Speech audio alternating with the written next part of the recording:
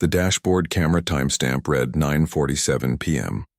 Officer Brett Donovan's patrol car sat idling behind a silver Honda Accord on Marshall Avenue, its blue and red lights painting the quiet residential street in alternating colors. Inside the Honda, Maria Venus reached for her purse with deliberate, careful movements.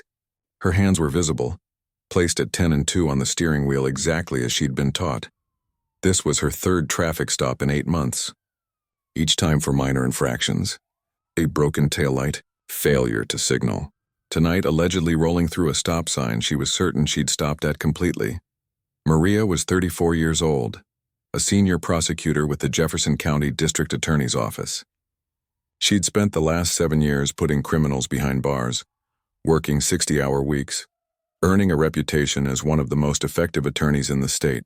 Tonight, she was driving home from her mother's house after dropping off groceries, wearing jeans and a university sweatshirt, her natural hair pulled back in a simple bun. Nothing about this moment suggested danger, but Maria Venus had been black in America long enough to know that danger could materialize from nothing. Officer Donovan approached the driver's side window with his hand resting on his service weapon. His partner, Officer Kyle Brennan, positioned himself near the passenger side, flashlight scanning the vehicle's interior. The two officers had been partners for 3 years, working the evening shift in District 7, a neighborhood that had seen increasing gentrification over the past decade. Donovan was 38, a 12-year veteran of the police force with a record that included 3 excessive force complaints, all dismissed. He'd grown up in Jefferson County, the son of a police sergeant, grandson of a police captain. Law enforcement was the family business. License and registration, Donovan said, his tone flat and commanding. Maria kept her hands visible. Officer, I'm reaching for my purse now. My wallet is inside. Just get your documents. She moved slowly, extracting her driver's license and insurance card from her wallet. Her heart rate had elevated, a physiological response she couldn't control despite her professional composure. As a prosecutor, she'd reviewed hundreds of traffic stop videos. She knew the statistics. She understood the risks. Donovan took the documents without looking at her face. He studied the license under his flashlight, comparing the photo to the woman in the vehicle. Maria Venus. Address in the Riverside District, one of the city's more affluent neighborhoods. The license showed she was 34, 5'6", 140 pounds, organ donor. No restrictions. Ma'am, do you know why I stopped you? You said I rolled through a stop sign. I stopped completely at Marshall and Oak. That's not what I observed. You failed to come to a complete stop. Maria kept her voice level, professional. Officer, I'm certain I stopped. I always stop at that intersection. Donovan's expression hardened. Ma'am, are you arguing with me?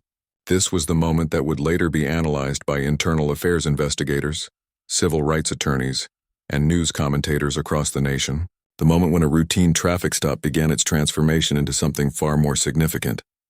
I'm not arguing. I'm stating what happened. Step out of the vehicle. Maria's pulse quickened. Officer, is that necessary? I've provided my license and insurance. I said step out of the vehicle. Now. Officer Brennan had circled to the driver's side, his hand also resting on his weapon. 2 armed officers, 1 unarmed woman in a parked car on a residential street. The power dynamics were absolute. Maria reached for her door handle, moving with deliberate slowness. I'm opening the door now. Keep your hands where I can see them. My hands are visible. I'm complying with your instructions. As she stepped onto the pavement, Donovan immediately moved to pat her down. His hands were rough, invasive, checking her waistband, her pockets running along her sides. The physical contact was degrading, performed with an aggression that seemed designed to humiliate rather than ensure safety. What's this? Donovan's fingers had found her phone in her back pocket. It's my phone. He pulled it out, holding it up to examine it. The screen was locked, displaying only the time and a photo of Maria's nephew. I'm going to hold on to this while we complete our investigation. Officer, you have no legal right to confiscate my phone. Donovan stepped closer, his face now inches from hers. Ma'am, I can do whatever I deem necessary for officer safety. Maria's legal training kicked in. Under Riley versus California, police cannot search a cell phone without a warrant. You're violating my Fourth Amendment rights. The citation of legal precedent changed something in Donovan's demeanor. His jaw tightened. His eyes narrowed. In his 12 years of policing, Civilians didn't cite Supreme Court cases during traffic stops. Are you a lawyer? I'm a prosecutor with the Jefferson County District Attorney's Office. The words hung in the air like an unexploded bomb. Brennan shifted his weight, suddenly uncomfortable. Donovan's hand tightened on Maria's phone. I don't care if you're the governor. You're getting a ticket for failure to stop. I'd like your badge number and your supervisor's name. My badge number is on the ticket you're about to receive. Maria reached into her car for her purse, intending to retrieve a business card that would verify her position. The movement was careful, announced, completely non-threatening. But in the split second between intention and action, everything went catastrophically wrong. Donovan saw her reach into the vehicle. His mind processed, lawyer, argumentative, reaching into car. His training should have told him to observe, assess, respond proportionally. Instead, his hand went to his weapon. Get back from the vehicle. Maria was already half inside the car, her fingers touching her purse. I'm getting my business card. I said get back. I'm complying. The gunshot shattered the night. The bullet entered through the driver's side window, passing within 8 inches of Maria's head before embedding itself in the passenger seat. Safety glass exploded, raining down in thousands of crystalline fragments. The sound was deafening, impossibly loud in the quiet residential neighborhood. Maria dropped to the pavement, her hands instinctively covering her head. Her ears rang. Her heart hammered. Her mind couldn't process what had just happened. Officer Donovan stood with his weapon raised, pointed at where Maria had been standing moments before. His breathing was rapid, his hands steady. Brennan had also drawn his weapon, taking cover behind the patrol car's open door. Show me your hands. Show me your hands right now. Maria's hands were already visible, pressed against the asphalt, her body prone on the street. Don't shoot. I'm a prosecutor. Don't shoot. Donovan advanced, his weapon still trained on her. Keep your hands visible. They are visible. I'm not armed. Brennan was speaking rapidly into his radio. Shots fired, officer needs assistance, Marshall and Oak. Suspect on the ground, suspect. The word registered in Maria's consciousness. She wasn't a citizen pulled over for a traffic violation. She was a suspect in what? Reaching for her purse? Citing legal precedent? Being black? Porch lights began illuminating along the street. Residents emerged, their phones already recording. A woman across the street had her cell phone raised, capturing everything. A teenager on the corner was live streaming to social media. Within 2 minutes, backup arrived. 3 patrol cars converged on the scene, officers emerging with weapons drawn. The quiet residential street had transformed into a tactical operation. Maria remained on the ground, her hands visible, her voice calm despite the terror coursing through her. I'm a prosecutor with the Jefferson County DA's office. My name is Maria Venus. I'm unarmed. I was reaching for my business card. A sergeant approached, taking in the scene. The woman on the ground, compliant and articulate. The shattered car window. The responding officer with his weapon still drawn. Something didn't add up. Donovan, what happened here? Suspect reached into her vehicle during a traffic stop. I believed she was reaching for a weapon. Did you see a weapon? She made a threatening movement. The sergeant walked to the Honda and peered inside. A purse sat on the passenger seat, its contents spilled across the upholstery. A wallet, keys, lipstick, a pack of gum, receipts, no weapon. Donovan, holster your weapon. Sir, the situation isn't secure. I said holster your weapon. Donovan complied reluctantly, his hand remaining near his holster. The sergeant approached Maria, who hadn't moved from her prone position. Ma'am, I'm Sergeant Dixon. Can you stand up slowly? Yes, sir. Maria rose with careful movements, brushing glass fragments from her clothing. Her hands were shaking now, the adrenaline finally breaking through her professional composure. She could see the bullet hole in her car window, positioned exactly where her head had been seconds before the shot. 8 inches. The difference between a traffic stop and a funeral. Ma'am, are you injured? No. But Officer Donovan fired into my vehicle while I was reaching for my business card. Dixon examined her driver's license, which Donovan had dropped during the confrontation. It says here you live in Riverside. What brings you to this neighborhood? I was visiting my mother. I was driving home. And you're a prosecutor? Senior prosecutor, 7 years with the DA's office. I specialize in violent crimes. The irony wasn't lost on anyone. The woman who prosecuted violent criminals had just been shot at by a police officer. Dixon's expression shifted. This wasn't a routine traffic stop gone wrong. This was a potential career-ending catastrophe for everyone involved. Ma'am, I'm going to need you to come to the station to make a formal statement. Am I under arrest? No, ma'am. This is voluntary. Maria looked at her shattered car window, at the officers surrounding her vehicle, at the growing crowd of witnesses recording everything on their phones. I'll need to contact my supervisor first. That's your right. She retrieved her phone from where Donovan had dropped it on the pavement. The screen was cracked but functional. Her hands trembled as she dialed. The call was answered on the second ring. Venus, it's almost 10 p.m. This better be important. District Attorney Graham Walsh had been Maria's boss for 3 years. He was a career prosecutor, 28 years in the office, with a reputation for being tough on crime and protective of his staff. Graham, I need you to listen carefully. I was just pulled over on Marshall Avenue. The officer fired into my vehicle while I was reaching for my business card. I'm unharmed, but there's a bullet in my car. Silence on the other end. Then measured and controlled. Are you under arrest? No, they're asking me to come to the station for a statement. Don't say anything else. I'm calling our counsel and I'll meet you there in 20 minutes. The call ended.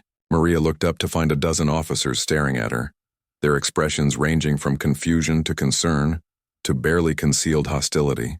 In the distance, she could hear sirens. More backup arriving, or perhaps an ambulance no one had bothered to cancel. Officer Brennan approached Dixon, speaking in a low voice. Sarge, we've got a problem. That woman, she really is a prosecutor. I just looked her up. Senior prosecutor, actually. She's got something like a 94% conviction rate. Dixon closed his eyes briefly. Donovan, get in the patrol car now. Sarge. That wasn't a request. As Donovan retreated to his vehicle, Dixon turned back to Maria. Ma'am, I want to apologize for what happened here tonight. This shouldn't have escalated to this point. Maria met his gaze steadily. Sergeant, we both know this escalation happens constantly. The only difference tonight is that I'm educated enough to know my rights and employed in a position where I might actually get justice. The words landed with devastating accuracy. Dixon had been a police officer for 24 years. He'd seen the patterns, the disparities, the way certain communities experienced law enforcement differently. He'd told himself it was complicated, that context mattered, that most officers were good people doing a difficult job. But standing on Marshall Avenue, looking at a bullet hole in a prosecutor's car window, watching residents record the aftermath with their phones, he couldn't maintain those comfortable rationalizations. Ma'am, I'd like to personally escort you to the station. I'll drive myself once I contact a towing service for my vehicle. We can arrange for... No, thank you. I'll make my own arrangements. The refusal was pointed. Maria Venus wasn't going to allow the police department to control any aspect of the situation beyond what was absolutely necessary. She called a towing company, a private investigator she'd worked with on previous cases, and her mother to let her know what had happened. Each call was brief, factual, emotionless. The prosecutor in her was already building the case, collecting evidence, preparing for what would come next. As she waited for the tow truck, Maria approached the woman across the street who had been recording. Excuse me, did you capture what happened? The woman nodded, her expression sympathetic. I got everything from when the officer pulled his gun. I heard the shot, saw you drop to the ground. Would you be willing to provide that video as evidence? Absolutely. This was wrong. Everyone saw it was wrong. The woman transferred the video to Maria's phone via airdrop. 4 minutes and 17 seconds of footage showing Officer Donovan drawing his weapon, firing into the vehicle, and the aftermath. The video clearly showed Maria's hands visible and empty as she reached into her car. 3 other residents approached with similar offers. By the time the tow truck arrived, Maria had collected 6 videos from different angles, all documenting the same scene. A prosecutor's instinct for evidence had taken over, converting trauma into preparation for litigation. District Attorney Walsh arrived in an unmarked sedan, accompanied by the city's chief prosecutor for civil rights cases, Dante Richardson. Richardson was 42, with 15 years of experience prosecuting hate crimes and civil rights violations. He was also black, which meant he understood the implications of what had happened tonight in ways Walsh couldn't fully comprehend. Maria, Richardson said, embracing her briefly. Are you okay? I'm unharmed. That's not what I asked. Maria's professional composure finally cracked.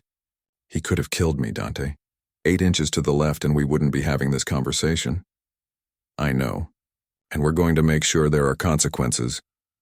Walsh approached Sergeant Dixon with cold fury in his eyes.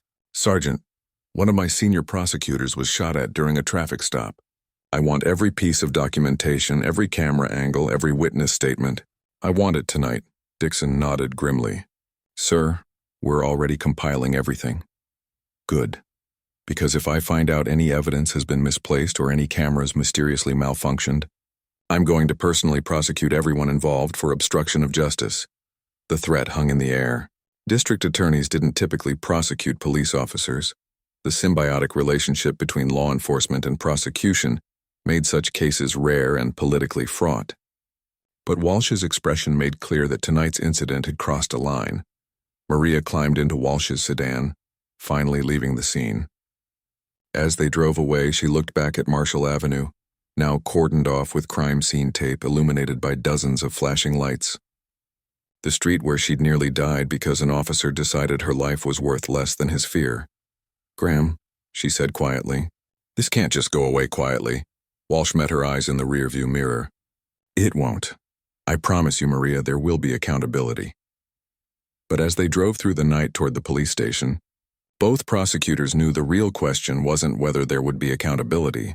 It was whether that accountability would amount to anything meaningful, or whether this would become another incident filed away in the vast archive of American injustice.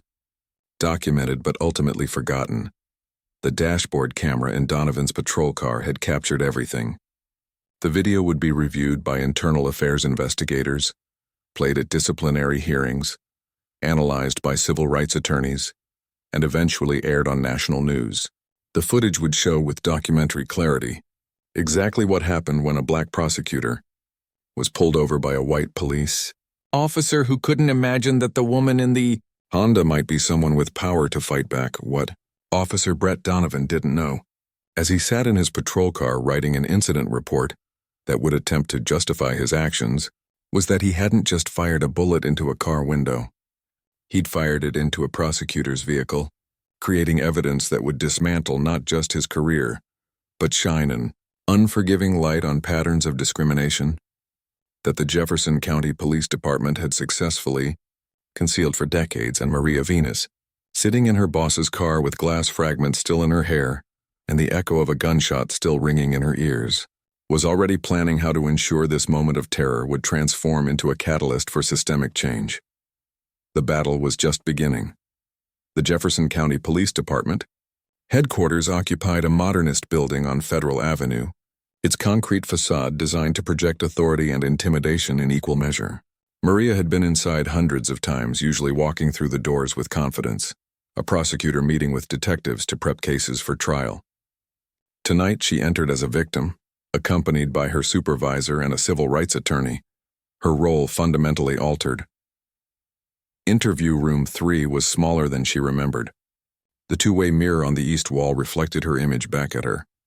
A black woman in casual clothes, glass fragments still visible in her natural hair, eyes that betrayed the shock her voice refused to acknowledge. She'd sat across this same table from countless suspects, watching them struggle to maintain composure under questioning. Now she was on the other side. Detective Lauren Hastings entered with a thick folder and a digital recorder. Hastings was 45. A 20-year veteran with a reputation for thoroughness. She'd worked with Maria on multiple homicide cases, their professional relationship marked by mutual respect. Tonight, that respect would be tested. Maria, thank you for coming in. I didn't feel I had much choice. Hastings set up the recorder with methodical precision. This interview is being recorded. Present are Detective Lauren Hastings, District Attorney Graham Walsh, Civil Rights Attorney Dante Richardson, and Senior Prosecutor Maria Venus. Ms. Venus, you've agreed to provide a voluntary statement regarding the incident at Marshall and Oak Avenue at approximately 9:47 p.m. tonight. That's correct. Before we begin, I want you to know that I've reviewed the dashboard camera footage from Officer Donovan's vehicle. I've also collected preliminary witness statements from 6 residents who observed the incident. Maria nodded, saying nothing. Her prosecutor's instinct was to control the narrative, but her attorney's instinct was to listen first, speak strategically. Hastings opened the folder, revealing printed stills from the dashboard camera. Can you walk me through what happened starting from when you were pulled over? Maria recounted the evening with precise detail. The traffic stop, the request for documents, the escalation when she identified herself as a prosecutor, the reach into her vehicle for her business card, the gunshot that could have ended her life. Hastings took notes, occasionally pausing to reference the dashboard footage. The video shows Officer Donovan's perspective clearly. You reached into your vehicle after he specifically instructed you not to. I was reaching for my business card to verify my identity. But from his perspective, you were making an unexpected movement into a space where weapons could be concealed, Dante Richardson interjected. Detective, the video also shows Ms. Venus announcing her intention, moving slowly and keeping her hands visible. Nothing about her behavior justified lethal force. Hastings looked at Richardson evenly. I'm not justifying anything. I'm establishing what happened from multiple perspectives. Walsh leaned forward. Lauren, where is Officer Donovan right now? He's been placed on administrative leave pending the investigation. Administrative leave? He fired a weapon at an unarmed prosecutor during a traffic stop. Standard protocol, Graham. You know that. What I know is that if a civilian had fired a weapon at a police officer under these circumstances, they'd be in a holding cell awaiting arraignment, not at home on paid leave. The tension in the room was palpable. These were colleagues, people who worked together regularly, now on opposite sides of an investigation that would test every professional and personal loyalty. Hastings pulled out another document. Maria, I need to ask about your driving record. My driving record? You've been pulled over 3 times in the past 8 months, each time in District 7, which isn't your regular road home from work. Maria felt something cold settle in her chest. I visit my mother regularly. She lives in District 7. Officer Donovan was the primary officer on 2 of those stops. Officer Brennan was present for all 3. The implication was clear and devastating. This wasn't a random traffic stop. This was a pattern. Richardson was already taking notes. Detective, are you suggesting Officer Donovan has been systematically targeting Ms. Venus? I'm establishing a timeline of encounters. A timeline that shows a disturbing pattern of harassment based on race. Hastings closed the folder. That's not my determination to make. I'm collecting facts. The interview continued for another 90 minutes. Hastings was thorough, professional, asking questions that would build a comprehensive record of the incident. But Maria could sense something beneath the surface, a reluctance to push too hard in directions that might implicate the department in systemic problems. When the interview concluded, Walsh and Richardson escorted Maria out of the building. The midnight air felt different now, charged with implications that extended far beyond a single traffic stop. They're going to try to frame this as a misunderstanding, Richardson said as they reached the parking lot. Donovan will claim he feared for his life. The union will rally around him. They'll suggest you were non-compliant. Maria looked back at the police headquarters, its windows glowing with fluorescent light. Then we make sure the evidence is so overwhelming that their narrative can't gain traction. Walsh's phone buzzed. He glanced at the screen and his expression darkened. We have a problem. Someone leaked the incident to the media. Local news is already running the story. By the time Maria arrived home at 1:30 a.m., the story had exploded across social media. The hashtag Justice for Maria was trending locally. News outlets were running B-roll footage of the cordoned-off street, interviewing witnesses, speculating about implications for police reform. Her phone had been ringing constantly. Reporters requesting interviews, colleagues expressing support, civil rights organizations offering legal assistance. The private moment of terror on Marshall Avenue had transformed into a public spectacle. Maria sat in her living room, finally alone, and allowed herself to process what had happened. She'd spent hours maintaining professional composure, answering questions, planning legal strategy. Now, in the silence of her own home, the full weight of the trauma descended. She could have died tonight, 8 inches. That was the margin between life and death, between a career and a memorial service, between justice and another name added to a list that was already far too long. Her phone buzzed with a text from her mother. "Baby, are you okay?" "I just saw the news," Maria called her back. Her mother answered immediately, voice tight with worry. "Mama, I'm fine. I'm home." "Maria Elizabeth Venus, do not tell me you're fine. A police officer shot at you." He missed. That's not the reassurance you think it is. They talked for 30 minutes, Maria's mother cycling through worry, anger, and fierce protectiveness. You come stay with me for a few days. Mama, I have work. Work can wait. You were almost killed tonight. Which is exactly why I need to work. Someone has to make sure there are consequences. After promising to visit her mother the following evening, Maria hung up and opened her laptop. Sleep was impossible. Her mind was racing, processing evidence, constructing arguments, preparing for the battle ahead. She accessed the secure server where the police department stored case files, using her prosecutor credentials. The internal investigation would take weeks, but she needed to understand what she was dealing with now. Officer Brett Donovan's personnel file was extensive. 12 years of service, multiple commendations for arrests and investigations, but buried beneath the accolades were 3 excessive force complaints, all dismissed after cursory investigations. The first complaint was from 5 years ago. A black teenager named Denzel Turner claimed Donovan had slammed him against a patrol car during a stop-and-frisk encounter. The investigation concluded the force was justified based on Donovan's statement that Turner had been aggressive. No video evidence was available. The second complaint was from 3 years ago. A Latinx woman named Camille Hayes reported that Donovan had used racial slurs during a domestic disturbance call. The investigation found no corroborating evidence. Hayes's complaint was filed away as unsubstantiated. The third complaint was from 18 months ago. A black man named Zara Bennett said Donovan had threatened him with a weapon during a traffic stop. The investigation concluded Bennett's claims were exaggerated. Donovan received a written warning that was subsequently removed from his file after his union filed a grievance. 3 complaints. 3 dismissals. 3 incidents where the benefit of the doubt went to the officer wearing a badge. Maria pulled up the broader statistics for District 7. In the past 5 years, the area had seen a 47% increase in traffic stops. Analysis by race showed black drivers were stopped at rates 340% higher than white drivers, despite black residents comprising only 23% of the district's population. Use of force incidents had increased by 31%. Complaints against officers had increased by 28%. But disciplinary actions against officers had remained flat, with only 4% of complaints resulting in any form of punishment. The data painted a clear picture. District 7 wasn't an anomaly. It was a microcosm of systematic discrimination, policed by officers who understood that their actions rarely carried meaningful consequences. Maria created a folder on her desktop labeled Marshall Avenue. She began compiling everything: dashboard camera footage, witness videos, personnel files, demographic data, complaint histories. If she was going to fight this, she needed to demonstrate that tonight's incident wasn't isolated. It was part of a pattern that the department had actively ignored.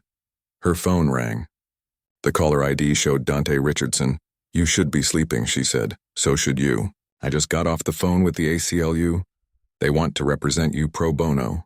They're also interested in filing a class action lawsuit against the department for systematic discrimination." A class action? Maria, what happened to you tonight has happened to dozens of other people. Most don't have your resources or platform. The ACLU thinks we can use your case as the foundation for broader reform. Maria looked at the data on her screen, the statistics that documented years of injustice. How many plaintiffs are we talking about?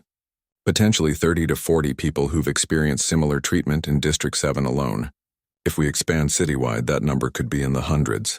The implications were staggering. This wasn't just about holding one officer accountable. This was about dismantling a system that had operated with impunity for years.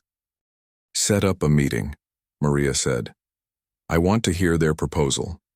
After ending the call, Maria returned to her research. She pulled up news archives, searching for other incidents involving District 7 officers. The stories emerged in disturbing patterns. 2 years ago, a black college student named Zara Bennett had been beaten during a traffic stop in District 7.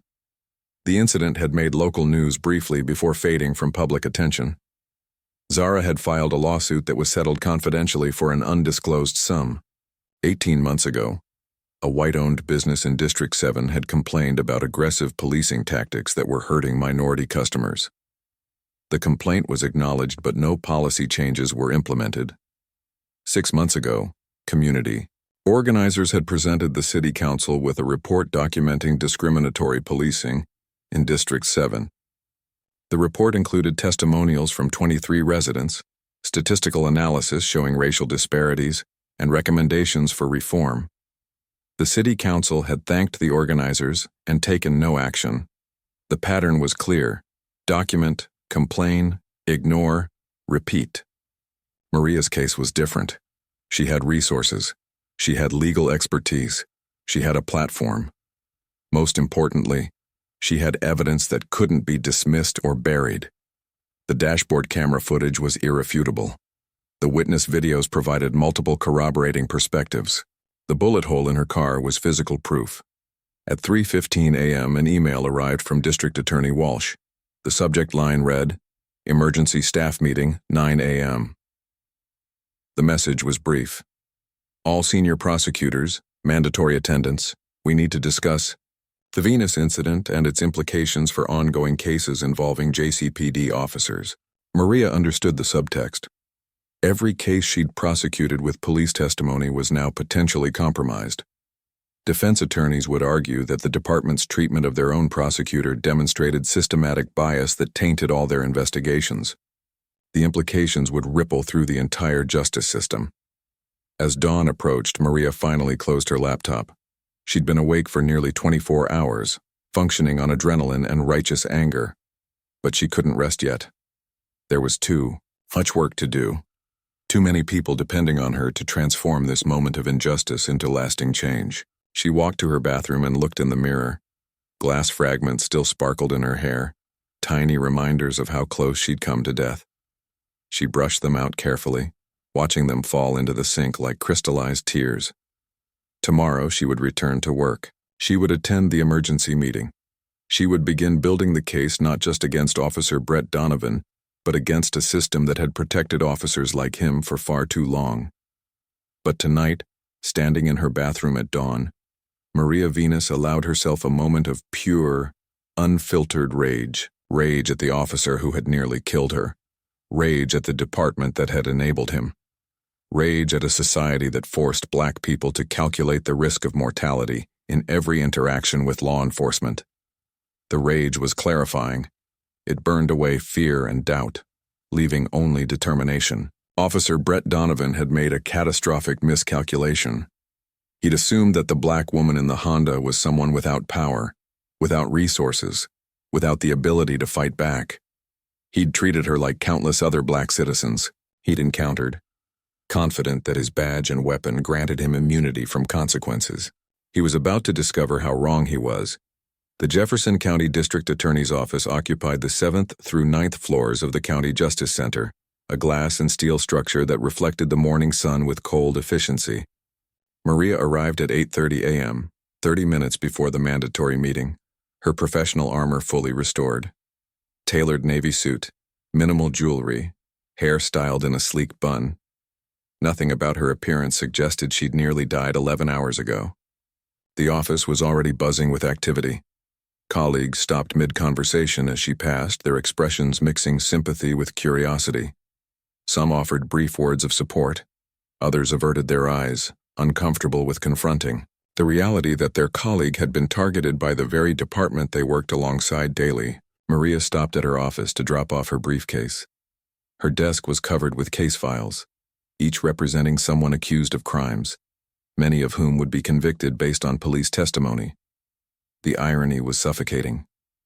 Her assistant, a young paralegal named Tasha Monroe, appeared in the doorway. "Miss Venus, I'm so glad you're okay.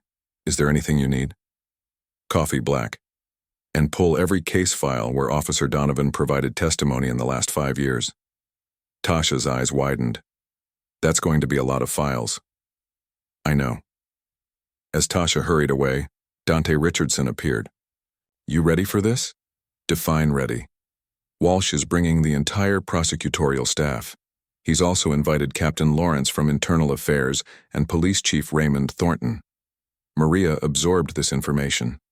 The police chief's presence meant the department was taking the incident seriously, or at least taking the political implications seriously. "What's their play?" she asked.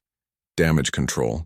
They're going to try to frame this as an isolated incident, express concern, promise a thorough investigation, and then bury it in procedural delays." Probably. The conference room was already filling when they arrived. 23 prosecutors arranged themselves around the massive oak table, their laptops open, coffee cups steaming. The room's floor-to-ceiling windows overlooked the city, providing a panoramic view of the downtown skyline. District Attorney. Walsh entered precisely at 9, followed by Police Chief Thornton and Captain Lawrence. Thornton was 56, a 32-year veteran who'd risen through the ranks to become the department's first black chief. His appointment 3 years ago had been hailed as progress. Today, his presence felt more complicated. Walsh called the meeting to order. Thank you all for coming on short notice. By now you've all heard about the incident involving Maria Venus. Chief Thornton has asked to address the office directly. Thornton stood, his uniform immaculate, his expression carefully controlled. First, let me say that I'm relieved Ms. Venus wasn't seriously injured. What happened on Marshall Avenue last night is being treated as the highest priority investigation within the department. He paused, letting the words settle. Officer Brett Donovan has been placed on administrative leave. The Internal Affairs Division is conducting a comprehensive review of the incident, including all video evidence and witness testimony. One of the junior prosecutors raised his hand. Chief, with respect, Officer Donovan has 3 prior excessive force complaints. Why was he still on active duty? Thornton's jaw tightened. Each of those complaints was investigated according to department protocol. None resulted in sustained findings. Maria spoke for the first time. Chief, I've reviewed those investigations. They were cursory at best, deliberately incomplete at worst. The pattern of dismissal suggests systemic protection rather than objective investigation. The room went silent. Prosecutors didn't typically challenge police chiefs in open forums. The symbiotic relationship between law enforcement and prosecution depended on mutual support and professional courtesy. Thornton met her gaze. Ms. Venus, I understand you're upset. I'm not upset, Chief. I'm making a legal observation based on documented evidence. Your department has a pattern of dismissing legitimate complaints against officers, particularly complaints filed by people of color. Walsh interjected. Maria, perhaps we should know, Graham. This needs to be said. She turned back to Thornton. The dash camera footage from last night shows Officer Donovan firing into my vehicle while I was making a slow, announced movement to retrieve identification. That's not an isolated mistake. That's the behavior of someone who has been conditioned to believe certain people's lives have less value, and who has learned that the department will protect him from consequences. Captain Lawrence cleared his throat. Ms. Venus, the investigation will examine all aspects of Officer Donovan's conduct and training. How long will this investigation take? These things require thoroughness, typically 60 to 90 days. Maria pulled out her laptop and opened a presentation. I did some research last night. In the past 5 years, the average internal affairs investigation of excessive force complaints has taken 127 days. Of the 89 complaints filed during that period, only 3 resulted in any disciplinary action beyond written warnings. That's a 3.4% rate of meaningful accountability. She clicked to the next slide, showing a graph of complaint outcomes sorted by race. When we break down the data by race, we see that complaints filed by black citizens result in disciplinary action 1.8% of the time. Complaints filed by white citizens result in disciplinary action 7.2% of the time. The prosecutors were taking notes now, their discomfort giving way to professional interest. This was evidence, data, the foundation of cases they understood how to build. Chief Thornton's expression had hardened. Ms. Venus, I don't appreciate the implication that my department is systematically racist. I'm not implying anything. Chief, I'm presenting statistical evidence that demonstrates racial disparities in how complaints are handled. The numbers speak for themselves. Dante Richardson added, Chief, we're not your adversaries here, but we have an obligation to ensure justice is applied equally. When one of our own prosecutors is shot at during a routine traffic stop, it raises questions about how many other people have experienced similar treatment without the resources to fight back. Walsh tried to steer the conversation toward less confrontational territory. Chief, what specific steps is the department taking to ensure this doesn't happen again? We're reviewing our use of force protocols. We're also implementing additional de-escalation training. Maria clicked to another slide. According to your department's own budget records, You've implemented de-escalation training 4 times in the past 6 years. Each time, excessive force complaints dropped temporarily, then returned to previous levels within 8 months. Training without accountability doesn't create lasting change. One of the senior prosecutors, a white man named David Hoffman, spoke up. Maria, I think we all sympathize with what you experienced. But we also need to maintain our working relationship with the police department. We can't prosecute cases without their cooperation. The statement hung in the air, revealing the fundamental tension at the heart of the justice system. Prosecutors depended on police to investigate crimes, gather evidence, testify in court. Challenging the police meant potentially compromising that essential relationship. Maria looked at Hoffman steadily. David, I appreciate your concern about maintaining relationships, but I'm more concerned about maintaining integrity. If we refuse to hold police accountable because it might make our jobs harder, we're complicit in a system that values convenience over justice. Chief Thornton stood abruptly. Ms. Venus, I came here as a courtesy to brief your office on how we're handling this investigation. I didn't come to be lectured about systemic racism by someone who's been a prosecutor for 7 years while I've been in law enforcement for over 3 decades. Then perhaps in those 3 decades you should have noticed the patterns that are evident in your department's own data. Thornton turned to Walsh. Graham, I think this meeting has run its course. My department will conduct a thorough investigation. You'll receive regular updates as appropriate. As Thornton and Lawrence left the conference room, Walsh looked at Maria with an expression that mixed admiration and concern. That was either very brave or very reckless. It was necessary. After the meeting dispersed, Walsh asked Maria and Richardson to remain. We need to talk about what comes next. Maria closed her laptop. I'm filing a formal complaint with Internal Affairs. I'm also pursuing a civil rights lawsuit. I expected that, but there's something else we need to discuss. Walsh pulled out a thick folder. I spent the night reviewing every case you've prosecuted where Officer Donovan provided testimony. There are 23 cases total. I know. I've already started my own review. Maria, if it becomes public that you're suing the department, defense attorneys are going to file motions to overturn every one of those convictions. They'll argue that Donovan's bias tainted the evidence, that you had a conflict of interest, that the entire prosecutorial process was compromised. The implications were staggering. 23 cases representing 23 defendants currently serving sentences. Many were violent criminals, people convicted of assault, armed robbery, aggravated battery. If their convictions were overturned, they'd be released pending new trials. Richardson leaned forward. Graham, you can't ask Maria to sacrifice her civil rights case to protect convictions. I'm not asking her to sacrifice anything. I'm making sure she understands the full scope of what we're dealing with. Maria opened the folder and reviewed the case list. Names jumped out at her. Devin Harris, convicted of armed robbery, serving 8 years. Crystal Odom, convicted of assault with a deadly weapon, serving 5 years. Raymond Knox, convicted of drug trafficking, serving 10 years. How many of these cases relied primarily on Donovan's testimony? She asked. Walsh grimaced. 14. The others had substantial corroborating evidence. So, we're potentially looking at 14 violent criminals being released because one officer couldn't control his bias. That's the worst-case scenario. But defense attorneys don't need to win their motions to create chaos. The publicity alone will damage public confidence in the justice system. Maria closed the folder decisively. Graham, public confidence in the justice system is already damaged. People in District 7 have been telling anyone who will listen that the police are discriminating against them. The only difference now is that it happened to someone with the credentials and platform to be believed. So what do you want to do? I want to fight. Not just for myself, but for everyone who's been victimized by officers like Donovan, and a system that protects them. If that means some convictions get overturned, then we'll retry those cases with untainted evidence. Walsh was silent for a long moment. Then he nodded slowly. Okay, but you need to understand that this is going to get ugly. The police union will come after you. The department will try to discredit you.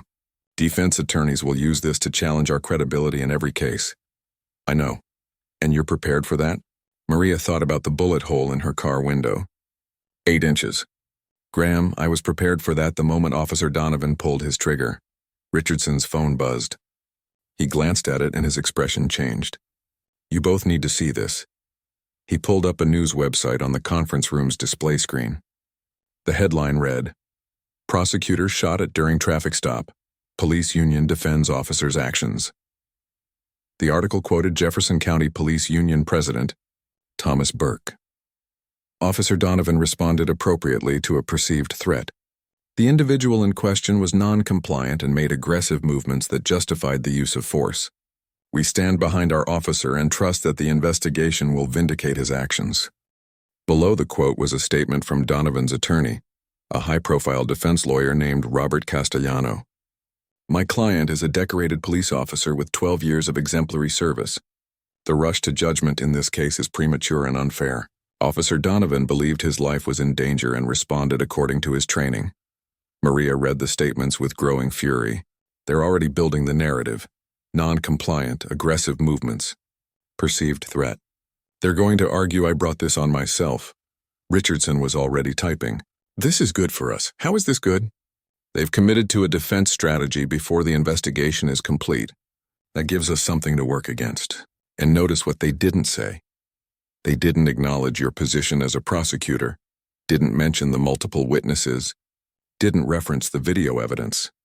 Walsh added, they're also underestimating you. They think this is going to play out like every other excessive force complaint. Initial outrage, union protection, eventual dismissal. Then we make sure it doesn't. Maria's phone rang. The caller ID showed a number with a 202 area code, Washington, D.C. She answered on speaker. Ms. Venus, this is Regina Moss with the Department of Justice Civil Rights Division. I'm calling regarding the incident that occurred last night in Jefferson County. The three prosecutors exchanged glances. Federal involvement meant the case had escalated beyond local jurisdiction. Ms. Moss, I appreciate your call. What can I do for you? The DOJ has been monitoring the Jefferson County Police Department for several years, based on previous complaints about discriminatory practices. Your incident has triggered protocols that allow us to open a formal investigation into patterns and practices. This was bigger than Maria had anticipated. A DOJ patterns and practices investigation could result in federal oversight of the entire police department, mandatory reforms, consent decrees that would restructure how law enforcement operated in Jefferson County. What do you need from me? Maria asked. Full cooperation, access to your evidence, and patience. These investigations take time, but they're thorough. After ending the call, Maria looked at Walsh and Richardson. The game just changed. Walsh nodded grimly. A federal investigation means the department can't bury this. Chief Thornton is going to be under pressure from every direction. The DOJ, the media, community activists, the union. Richardson was already making notes. We need to coordinate with the federal investigators. Make sure they have access to all the data you compiled last night. The more evidence we can provide of systematic problems, the stronger their case becomes. Maria's assistant appeared at the conference room door. Ms. Venus, there are reporters in the lobby asking to speak with you. How many reporters? 7, including national outlets. CNN, NBC, Fox News. The story had gone national. What started as a local incident had become a flashpoint in the ongoing national conversation about police violence and racial justice. Walsh stood. We need to control the narrative. Maria, you should make a statement. What kind of statement? Factual, measured, focused on the evidence. Don't get emotional. Don't attack the entire department. Just present what happened and what you want to see change. Richardson disagreed. Graham, she has every right to be emotional. A police officer nearly killed her. Telling her to be measured and controlled plays into respectability politics that demands victims be perfect before deserving justice. I'm not saying she can't be emotional. I'm saying that if she wants to build broad public support, she needs to be strategic about how she presents her case. Maria listened to them debate her communication strategy, feeling the weight of representation settling on her shoulders. She wasn't just speaking for herself anymore. She was speaking for everyone who'd ever been pulled over because they looked suspicious, everyone who'd ever been afraid during a police encounter, everyone who'd filed complaints that disappeared into bureaucratic machinery designed to produce no consequences. I'll make a statement, she said finally, but I'm going to speak the truth, even if it makes people uncomfortable. Especially if it makes people uncomfortable. She walked down to the lobby where reporters had assembled with cameras, microphones, and notebooks. The assembled media represented networks that reached millions of viewers. Whatever she said in the next few minutes would be replayed, analyzed, debated across the country. Maria stood before the cameras, her professional composure intact, her voice steady. My name is Maria Venus. I'm a senior prosecutor with the Jefferson County District Attorney's Office. Last night I was pulled over by Officer Brett Donovan of the Jefferson County Police Department. During that traffic stop, Officer Donovan fired his weapon into my vehicle while I was reaching for my business card to verify my identity as a prosecutor. She paused, letting the words register. Camera flashes illuminated her face. I'm standing here today because Officer Donovan missed, 8 inches to the left, and I would be dead. But this isn't just about me. This is about a pattern of discriminatory policing that has targeted people of color in Jefferson County for years. This is about a system that protects officers who abuse their authority while dismissing complaints from the communities they're supposed to serve. A reporter called out, Ms. Venus, the police union says you were non-compliant. How do you respond? I have dash camera footage, witness videos from 6 different angles, and physical evidence that contradicts their narrative. I was compliant. I announced my movements. I kept my hands visible. I did everything right. And I was still shot at. Another reporter. What do you want to see happen to Officer Donovan? I want accountability. I want a thorough investigation. I want Officer Donovan held to the same standards of justice that are applied to civilians who commit violent acts. Are you filing a lawsuit? Yes, against Officer Donovan and the Jefferson County Police Department. But more importantly, I'm calling for systematic reforms that will prevent this from happening to anyone else. The questions continued for 20 minutes. Maria answered each one with precision, her legal training evident in how she framed every response with reference to evidence and established law. She didn't cry. She didn't raise her voice. She presented the facts with devastating clarity. When the press conference ended, Richardson pulled her aside. That was perfect. You gave them everything they need to tell the story accurately. But Maria was watching the reporters pack up their equipment, already planning how they'd frame the story for their audiences. Some would present it as a clear case of police misconduct. Others would suggest it was more complicated, that reasonable people could disagree about what happened. Still others would find ways to question her credibility, her compliance, her worthiness as a victim. The battle for public opinion was just beginning. And Officer Brett Donovan, sitting at home on administrative leave, was about to discover that the black woman he'd shot at wasn't going to quietly accept her victimization. She was going to fight back with every tool at her disposal. Legal expertise, federal support, media attention, and the cold, hard evidence that made his defense strategy untenable. The police department had 48 hours to control the narrative before Maria's lawsuit would be filed. In that time, they would have to decide, protect one officer and risk federal intervention, or hold him accountable and begin the painful process of acknowledging systemic failures. Either way, change was coming to Jefferson County, and it was coming with the force of a prosecutor who understood exactly how to dismantle the system that had failed her. The story exploded across every media platform within 24 hours. By Wednesday afternoon, Marshall Avenue incident had become shorthand for a broader conversation about police accountability, racial profiling, and the limits of institutional power. News networks cycled through the dashboard camera footage on endless repeat, each frame analyzed by former police chiefs, civil rights attorneys, and social justice advocates. CNN dedicated an entire segment to Maria's case during their primetime news hour. The anchor, broadcasting from a studio in Atlanta, introduced the story with grave seriousness. Tonight we're examining an incident that has shocked many Americans and reignited debates about policing in communities of color. A senior prosecutor in Jefferson County was shot at by a police officer during what began as a routine traffic stop. The screen filled with Maria's professional headshot from the district attorney's website, then cut to the dashboard footage. Even edited for television, the video was damning. Maria's hands were clearly visible. Her movements were slow and announced. The gunshot came without warning. The CNN legal analyst, a former federal prosecutor, provided commentary. What we're seeing here is a complete failure of de-escalation. Ms. Venus did everything correctly. She identified herself, she moved carefully, she communicated her intentions. There was no reasonable justification for deadly force. But Fox News presented a different narrative. Their evening host, broadcasting from New York, framed the story as another example of anti-police sentiment run amok. Officer Brett Donovan, a 12-year veteran with multiple commendations, is being vilified before the investigation is complete.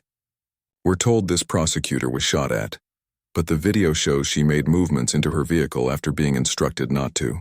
In that split second, Officer Donovan had to make a life-or-death decision. The segment featured an interview with Thomas Burke, the police union president who appeared via satellite from Jefferson County. Our officers face danger every single day. They respond to domestic violence calls, drug trafficking, armed robberies. When someone makes an unexpected movement during a traffic stop, officers have seconds to react. Monday morning quarterbacking doesn't account for the reality of split-second decisions. Social media fractured along predictable lines. On Twitter, the hashtag #IJustice for Maria had been tweeted over 200,000 times by Wednesday evening. Celebrities, activists, and politicians weighed in. Civil rights attorney Benjamin Crump tweeted, "Another black person nearly killed for existing. How many more videos do we need to see before we acknowledge systematic racism in policing? Stand with Maria Venus." But counter hashtags emerged immediately.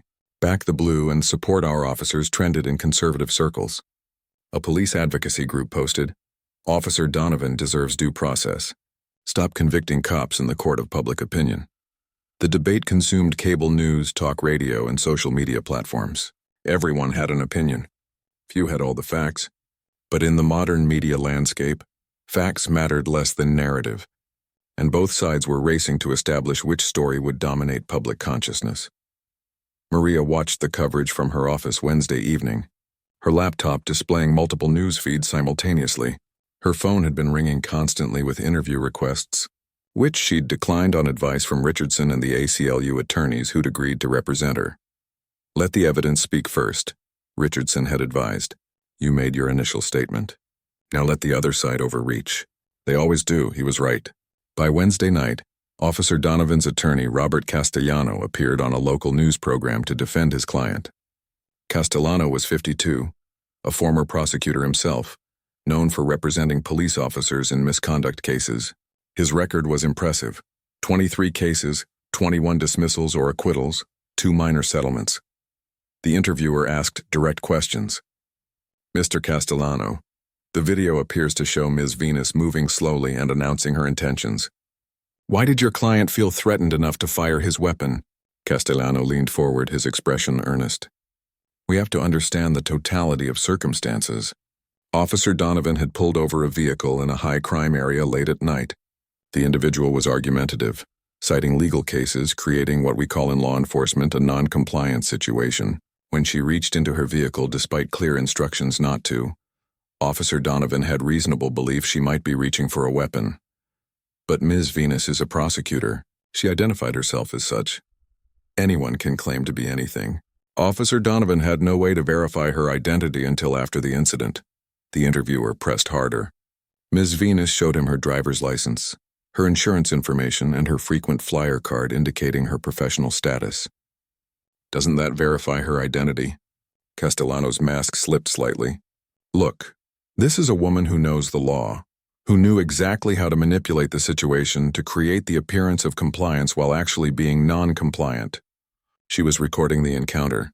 She was citing Supreme Court cases. That's not normal behavior during a traffic stop. The implications were stunning." Castellano was arguing that knowing one's rights and documenting police encounters constituted suspicious behavior that justified lethal force. Richardson called Maria immediately after the interview aired. "Did you see that?" "I saw it. He just argued that being educated and knowing the law is probable cause for shooting someone. He also said you manipulated the situation. That's going to play very badly.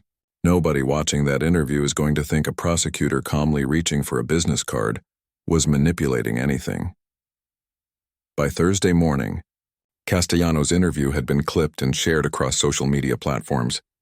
The phrase "knew exactly how to manipulate" became a viral talking point, with commentators dissecting the implicit assumption that black people who assert their rights are somehow threatening. A law professor from Howard University posted a thread analyzing Castellano's argument. This defense strategy reveals how deeply racial bias is embedded in policing. The assumption is that compliance means silence and passivity, But asserting constitutional rights isn't manipulation, it's citizenship. When attorneys suggest that educated black people are more threatening than uneducated ones, they're explicitly arguing that knowledge itself is dangerous. The thread was retweeted 50,000 times in 6 hours. Meanwhile, the Jefferson County Police Department was facing mounting pressure from multiple directions. The Department of Justice had formally opened its patterns and practices investigation, sending a team of federal attorneys to review 5 years of complaint data. Community activists had organized daily protests outside police headquarters, demanding Officer Donovan's arrest and prosecution. Chief Raymond Thornton called an emergency press conference Thursday afternoon. Maria watched it live from her office, joined by Richardson and several colleagues. Thornton stood at a podium bearing the department's seal, flanked by Captain Lawrence and the city's mayor, Elizabeth Crowley. Mayor Crowley was in her second term, a moderate Democrat who'd won election partly by promising police reform while maintaining law and order. "Thank you for being here," Thornton began. "I want to address the incident involving Prosecutor Maria Venus. First and foremost, I want to reiterate that Ms. Venus's safety and well-being are paramount. The fact that a member of our prosecutorial team was shot at during a traffic stop is unacceptable." He paused, consulting notes. "The internal affairs investigation is ongoing. We have reviewed all available video evidence, interviewed witnesses, and compiled a comprehensive timeline of events. While I cannot comment on specifics due to the ongoing investigation, I can say that we take this matter with the utmost seriousness." A reporter called out, "Chief, will you arrest Officer Donovan? That determination will be made by the district attorney's office once our investigation is complete. How long will the investigation take?" "These matters require thoroughness. We're committed to getting it right, not getting it fast." Mayor Crowley stepped forward. "I want to assure the community that accountability will be served. At the same time, we must allow the investigation to proceed without prejudging the outcome. Officer Donovan has rights just as Ms. Venus has rights." Another reporter. "Mayor Crowley, the Department of Justice has opened an investigation into patterns and practices. Does that suggest federal authorities believe there are systematic problems with the Jefferson County Police Department?" Crowley's expression tightened. "The DOJ investigation is welcome. We have nothing to hide. If there are areas where we can improve our training, our protocols, our community relations, we want to identify and address them." Richardson muted the television. Translation: "They're terrified," Maria nodded. "Federal oversight would restructure the entire department. They'd lose local control, face mandatory reforms, potentially have to fire problematic officers they've been protecting for years. Which means they have incentive to give us everything we want to avoid that outcome. Or they circle the wagons, protect Donovan, and dare the feds to intervene." The question of which strategy the department would choose remained unanswered, but the pressure was building from every direction. By Thursday evening, 7 city council members had called for Donovan's immediate termination. Business leaders in District 7, concerned about the neighborhood's reputation and property values, issued a joint statement calling for comprehensive police reform. Most significantly, other victims began coming forward. The ACLU had set up a hotline for anyone who'd experienced discriminatory treatment by Jefferson County Police. Within 48 hours, they'd received 89 calls. The stories followed disturbing patterns: traffic stops without clear justification, aggressive interactions, dismissal of complaints, retaliation against those who filed grievances. Denzel Turner, the teenager who'd filed a complaint against Donovan 5 years earlier, reached out to local media. Now 22 and attending community college, Denzel agreed to an on-camera interview that aired Thursday night. "I was 17 walking home from my part-time job," Denzel told the interviewer. "Officer Donovan pulled up, told me I matched the description of a robbery suspect. I tried to explain I'd been at work, but he slammed me against his car, searched me, found nothing. When I filed a complaint, nothing happened. They said his word against mine, and his word counted more." The interviewer asked, "How do you feel seeing what happened to Ms. Venus?" "I feel validated. Like maybe people will finally believe us when we say this happens all the time. But I also feel angry because it took a prosecutor getting shot at before anyone cared. How many regular people have to suffer before something changes?" Denzel's interview was shared across social media, his question resonating with communities that had been reporting police misconduct for years without meaningful response. By Friday morning, the media narrative had crystallized around a central question. Was this an isolated incident or evidence of systematic problems? The answer depended on which news source you consulted, which social media feeds you followed, which political perspective you held. But regardless of narrative, the pressure on the Jefferson County Police Department was becoming untenable. The DOJ investigation, the ACLU lawsuit, the community protests, the media attention, the political pressure from elected officials facing re-election. Something had to give. Friday afternoon, Maria received a call from an unexpected source. The caller ID showed Jefferson County Police Headquarters. "Ms. Venus, this is Captain Lawrence. I'm calling to request a meeting." Maria put the call on speaker so Richardson, who was in her office reviewing case files, could listen. "A meeting about what?" "We'd like to discuss potential resolution options. Off the record." "Captain, I don't do off-the-record conversations about attempted murder." "Ms. Venus, please. Chief Thornton would like to meet with you privately to discuss how we might address your concerns." Richardson shook his head vigorously, mouthing, "Trap." Maria agreed with his assessment. "Captain, anything Chief Thornton wants to say to me can be said through formal channels with my attorneys present. I'm not interested in backroom negotiations. We're trying to avoid this becoming more divisive than it already is. It became divisive when Officer Donovan fired a bullet into my car. If the chief wants to discuss resolution, he can coordinate with the ACLU attorneys representing me. They'll determine if a meeting is appropriate." After ending the call, Richardson stood and paced her office. "They're panicking. A week ago, they thought they could handle this like every other complaint. Slow-walk the investigation, protect the officer, wait for public attention to fade. Now they've got federal investigators crawling through their files and national media attention. They need this to go away." "It's not going away, I know, but they don't seem to understand that yet." Maria's phone buzzed with a text from Dante Richardson's colleague at the ACLU Helena Park.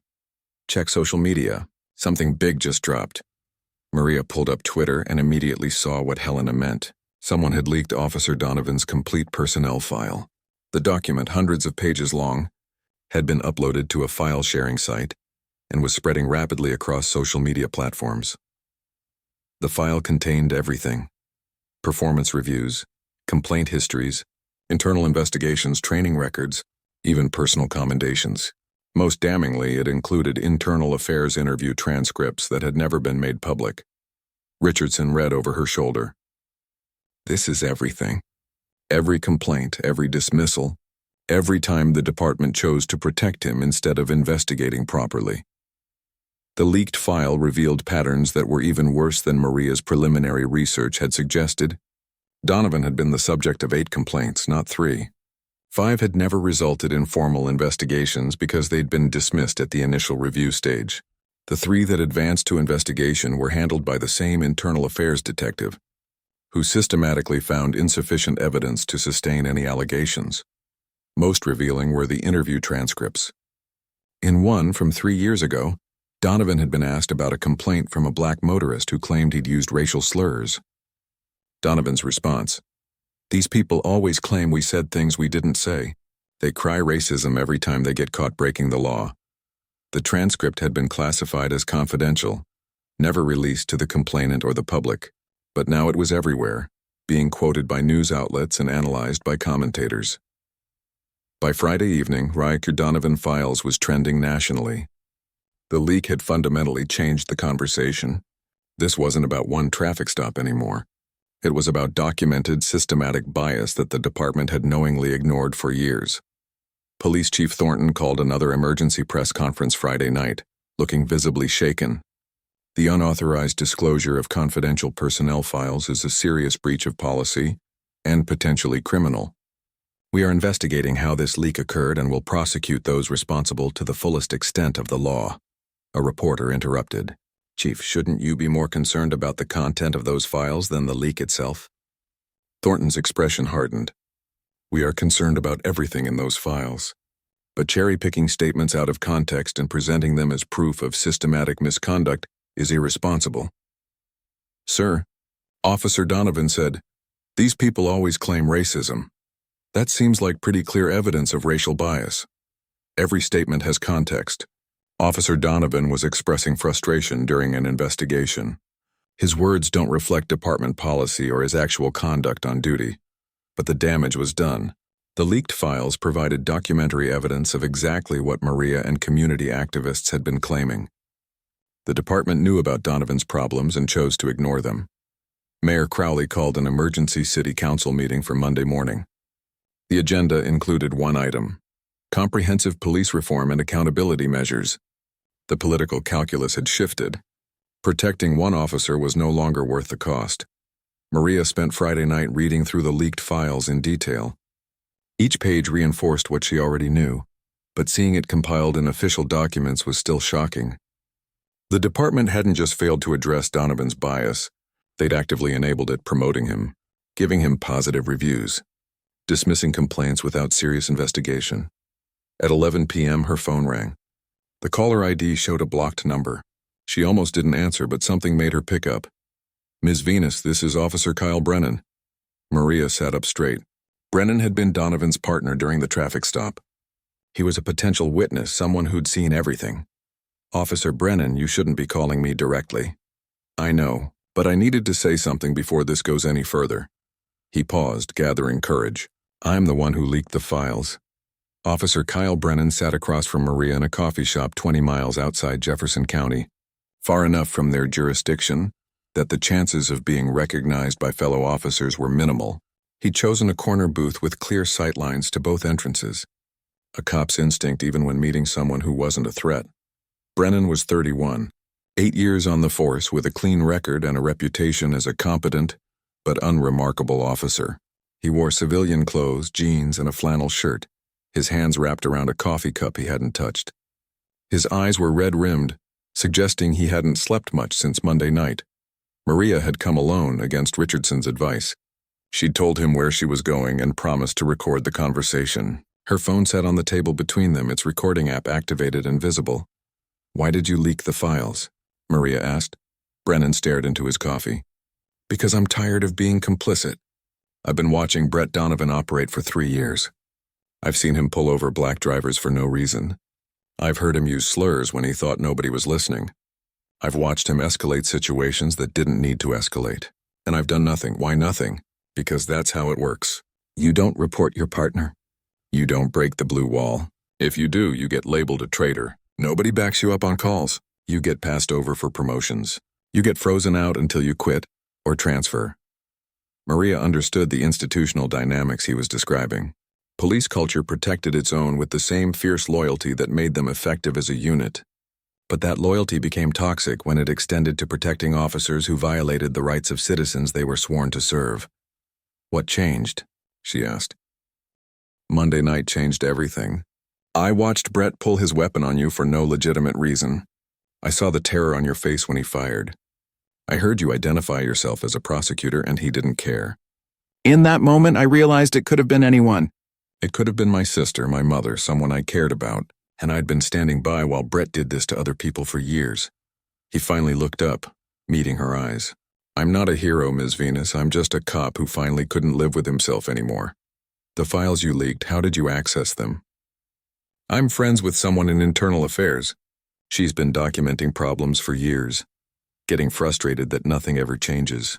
When I told her I wanted to do something about Brett, she gave me access. She could lose her job for that. She probably will. And so will you." Brennan nodded. "I know. But at least I'll be able to look at myself in the mirror." Maria leaned forward. "Officer Brennan, Kyle, I need to understand exactly what you saw Monday night. Not the official version, not the sanitized report. What actually happened?" Brennan took a deep breath and began talking. He described the traffic stop from his perspective. Donovan pulling over the Honda because the driver was black in a nice car, a pattern Brennan had observed countless times. The escalation when Maria asserted her rights, Donovan's growing anger when confronted with someone who knew the law. "Brett hates educated black people," Brennan said bluntly. "He's fine with what he calls regular ones, by which he means people who are poor, powerless, who don't challenge him. But when he encounters someone with education, professional status, someone who knows their rights, he sees it as a threat, like they're not staying in their place.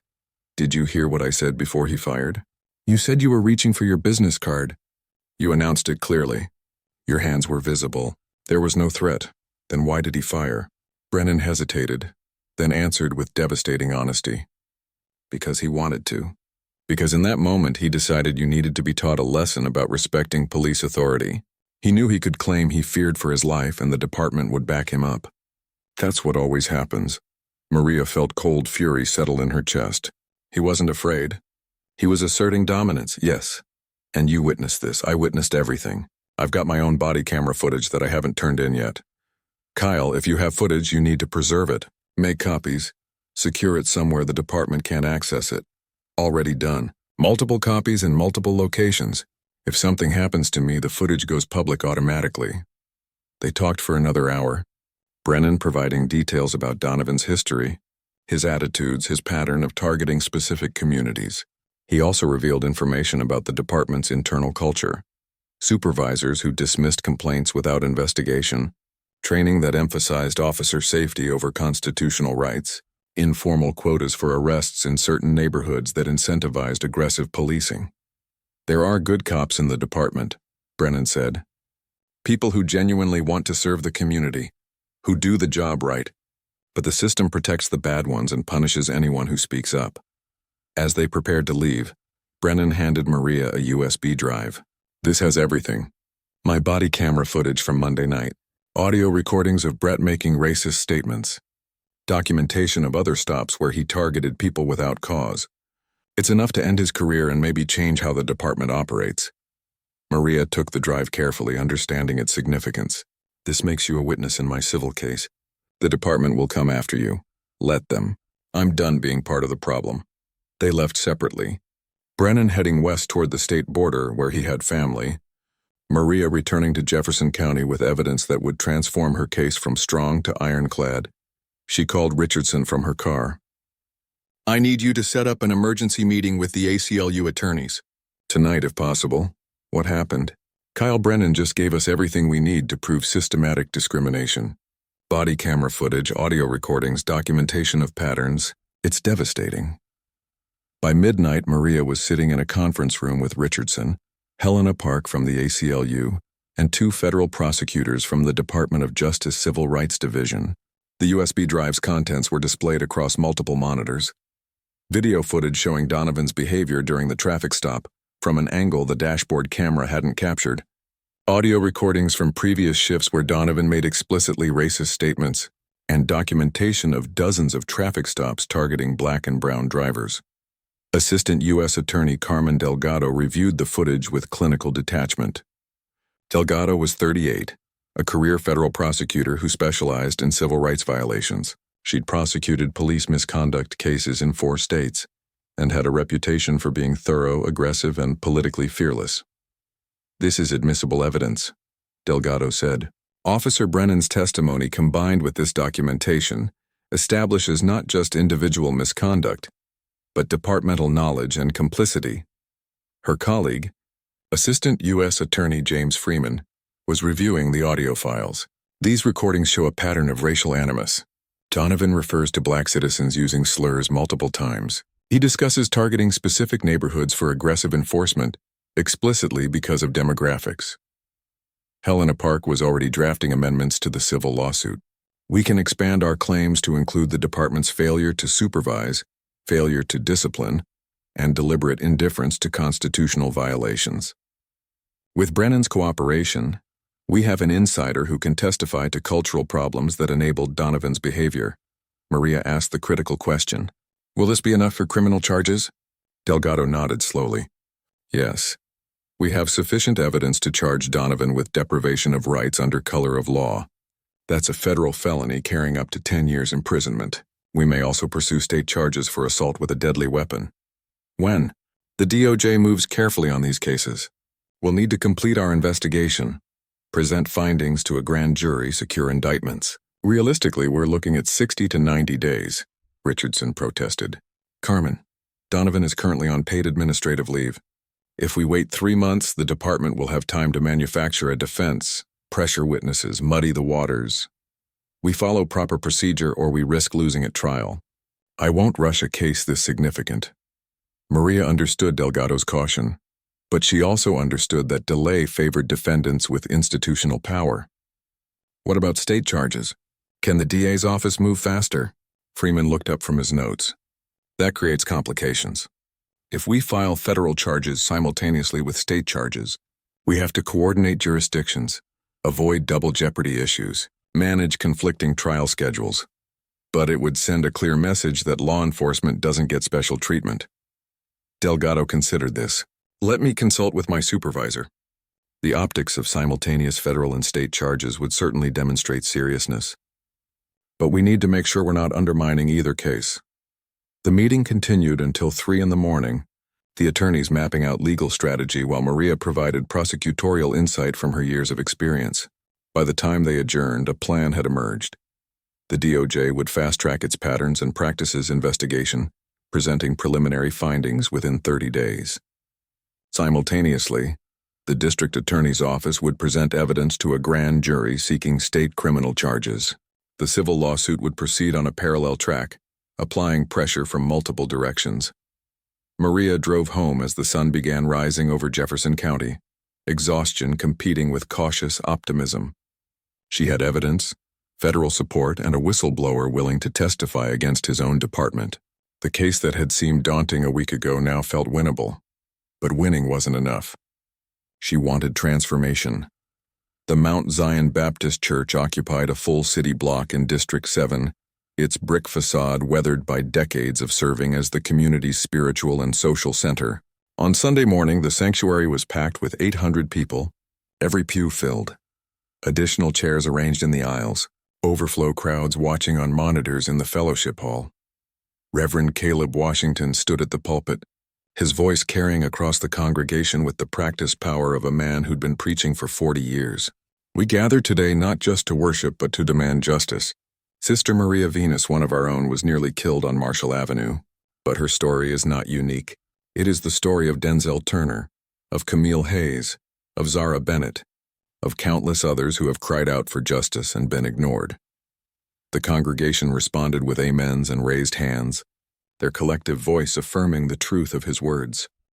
Reverend Washington had called this special service specifically to address the Donovan shooting. He'd invited Maria to speak, but she'd declined, not wanting to make herself the center of what should be a broader conversation about systematic change.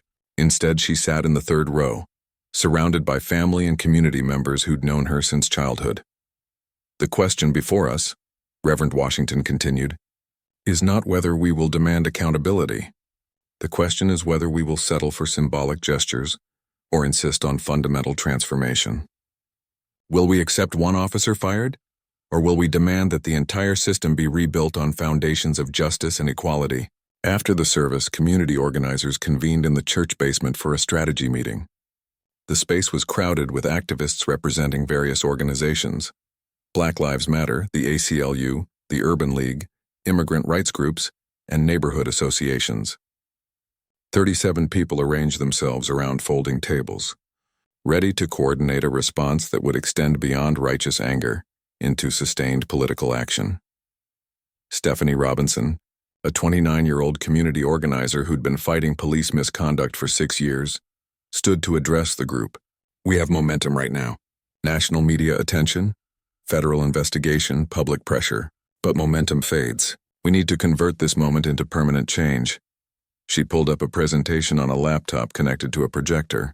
The first slide showed a timeline of police shootings in Jefferson County over the past decade. 15 incidents, all involving officers shooting people of color. 0 convictions. This is the pattern we're fighting against. Not just individual bad cops, but a system designed to protect them. So our strategy needs to target the system, not just the symptoms. The group discussed tactics, protests, media campaigns, political pressure on elected officials, economic boycotts of businesses that supported the police union, voter registration drives targeting communities most affected by aggressive policing. Maria listened, occasionally contributing her legal expertise when questions arose about constitutional rights or prosecutorial procedures. But mostly she observed, recognizing that this movement belonged to the community, not to her. She was a catalyst, not a leader. A young man named Marcus Cole, 23, raised a concern. I'm worried that focusing on Maria's case ignores all the people who don't have her education and resources. We need to make sure this movement centers the most vulnerable, not just the respectable victims. Several people nodded in agreement. This tension, respectability politics versus radical inclusion, had fractured previous movements. Some argued that highlighting educated professional victims made it easier to build public support. Others countered that this reinforced harmful narratives suggesting only certain victims deserve justice. Maria spoke up. Marcus is right. I've been thinking about this all week. The only reason my case is getting attention is because I'm a prosecutor with credentials and professional status. That's messed up. Every person deserves equal protection regardless of their education or occupation. If we only advocate for perfect victims, we're accepting the premise that some people's lives matter less, Stephanie added, which is why we're building a coalition. Maria's case is the entry point, but we're using this momentum to elevate other stories. Denzel Turner's case, Camille Hayes's case, dozens of others. We're showing that this is systematic, not isolated. The meeting continued for 3 hours, the group eventually settling on a multi-pronged strategy. First, sustained protests outside police headquarters every evening at 6 p.m., demanding Donovan's arrest and prosecution. Second, a comprehensive list of policy demands presented to the City Council. Mandatory body cameras for all officers, independent oversight board with subpoena power, automatic investigation of any officer with multiple complaints, public database of police misconduct records, and community-based alternatives to armed police responses for mental health and social service calls. Third, political pressure on elected officials, including Mayor Crowley and the district attorney, making clear that failure to achieve meaningful reform would result in organized opposition during their next elections. Fourth, economic organizing, including boycotts of businesses that donated to the police union's legal defense fund and support for local businesses owned by people of color. By Monday morning, the movement had taken organizational form. The first protest drew 300 people to police headquarters, chanting and holding signs demanding justice. Local news covered the demonstration, interviewing protesters who shared their own experiences with discriminatory policing. One protester, a middle-aged woman named Grace Montgomery, told a reporter, "My son was stopped 17 times in 2 years. 17 times. He's never been arrested, never been charged with anything, but they keep pulling him over. When I complained to the department, they said he must be doing something to attract attention. What he's doing is being a young black man driving to work." The protests continued each evening, growing in size and visibility. By Wednesday, the crowds had swelled to over 500 people. By Friday, nearly 1,000 demonstrators filled the plaza outside police headquarters, their chants audible inside the building where Chief Thornton was meeting with his command staff. The political pressure was mounting. 7 city council members had announced support for the policy reforms. Mayor Crowley, facing a potential primary challenge from a progressive candidate, scheduled a town hall meeting to hear community concerns. But the most effective pressure came from an unexpected source. Business leaders. Jefferson County's Chamber of Commerce represented 847 businesses employing over 30,000 people. Many of those businesses operated in District 7 and surrounding neighborhoods, serving diverse communities. The police controversy was hurting business. Customers were avoiding the area. Employees were afraid. Property values were declining. Chamber President Douglas Henley called Chief Thornton personally. "Raymond, we need this resolved. Our members are losing money. The protests are disrupting business districts. We need you to demonstrate that you're taking this seriously." Similar calls came from the Convention and Visitors Bureau, the Downtown Business Alliance, and 3 major corporate headquarters located in Jefferson County. The economic pressure was translating into political will. Mayor Crowley convened an emergency meeting with her senior staff, District Attorney Walsh, and Chief Thornton. The meeting, held in the mayor's conference room, was tense from the opening moments. "We have a crisis," Crowley said bluntly. "Federal investigation, national media attention, protests disrupting the city, business community demanding action. I need solutions." Chief Thornton attempted to defend his department. "Mayor, we're conducting a thorough investigation. We can't rush to judgment. Raymond, it's been 10 days. How much more time do you need to determine whether an officer who fired into a prosecutor's car acted appropriately?" The investigation is complex. There are multiple factors to consider, Walsh interrupted. The factors are quite simple, actually. Officer Donovan fired a weapon at an unarmed prosecutor, who was making a slow, announced movement to retrieve identification.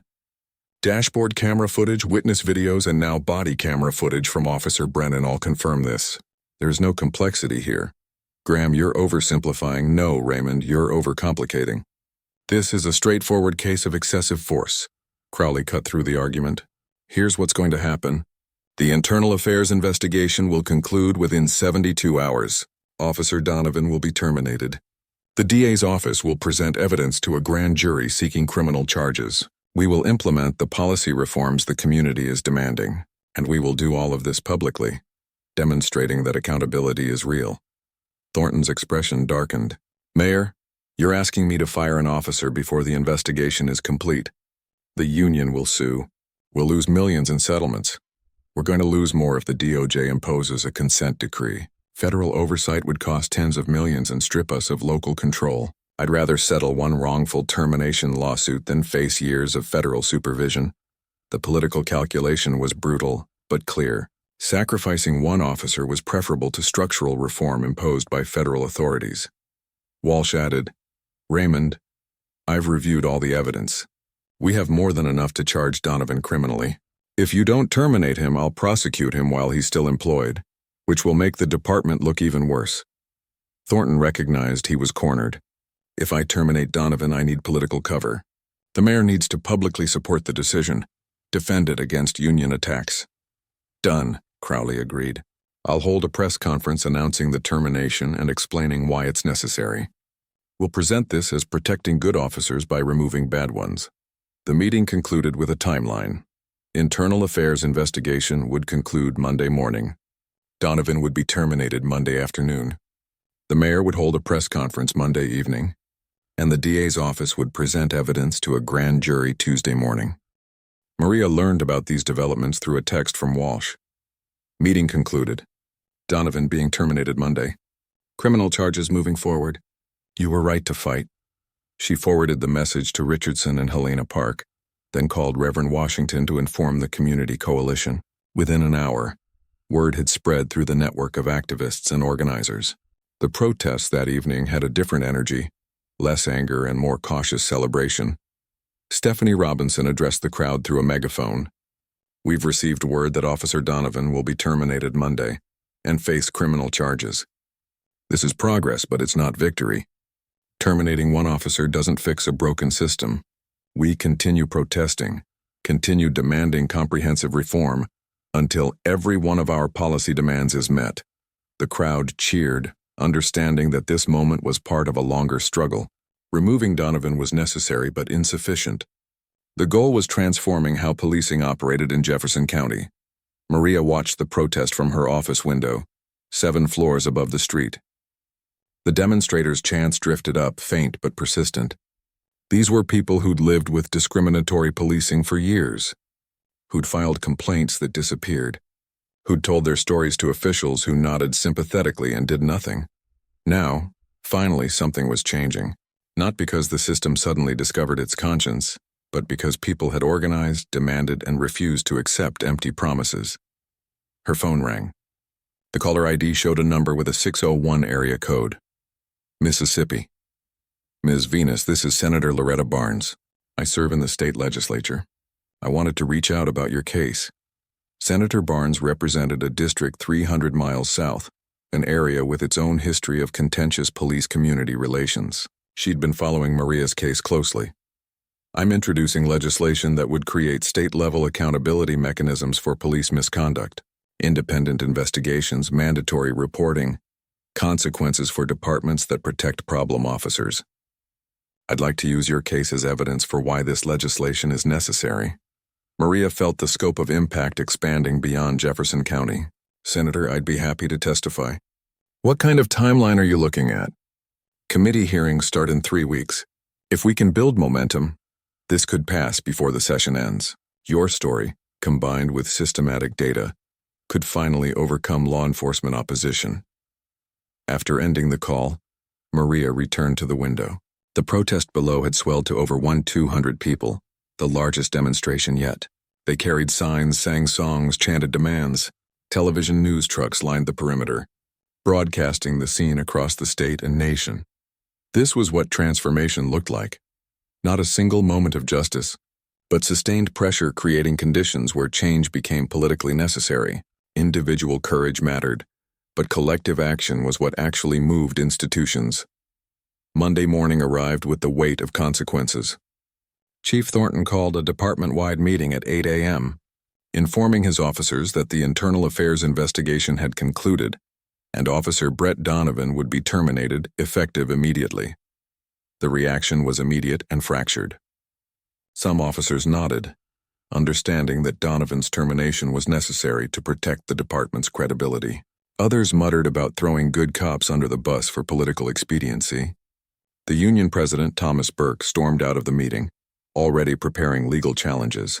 But the termination proceeded. Donovan was called to headquarters, informed of the decision and escorted from the building by security. His badge and weapon were confiscated. His access to department systems was revoked. The career he'd built over 12 years ended in a 15-minute meeting. News of the termination spread immediately.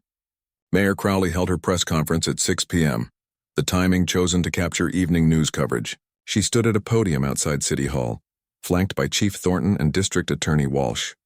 Today, Officer Brett Donovan was terminated from the Jefferson County Police Department for conduct unbecoming an officer.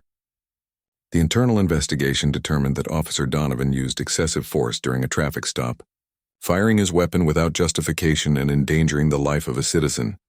She paused, looking directly into the cameras. This termination is not the end of accountability. Tomorrow, the District Attorney's Office will present evidence to a grand jury seeking criminal charges against Mr. Donovan. No one is above the law, including those sworn to enforce it.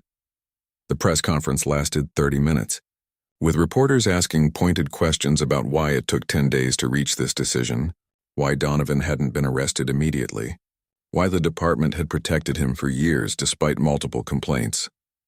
Crowley's answers were carefully crafted by her communications team. We followed proper procedures. We conducted a thorough investigation. We're committed to reform. The words were calibrated to satisfy critics without admitting to systematic failures that could create legal liability. But the subtext was clear. The political and economic pressure had worked.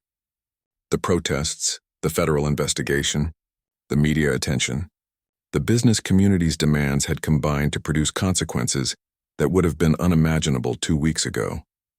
Maria watched the press conference from Reverend Washington's office, surrounded by community organizers who'd spent the past week building the movement that made this moment possible.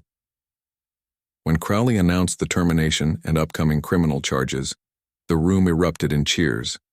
Stephanie Robinson hugged Maria, tears streaming down her face. We did it. We actually did it. But Maria's expression remained measured. We won a battle. The war continues. She was right. Donovan's termination was significant, but it didn't address the underlying issues. The department's culture of protecting problematic officers, the lack of independent oversight, the racial disparities in how policing was applied across different communities. The movement's policy demands remained unmet. The Department of Justice investigation was ongoing. The civil lawsuit hadn't been resolved. And across the country and hundreds of other jurisdictions, officers like Donovan continued operating with the same impunity that had protected him for 12 years.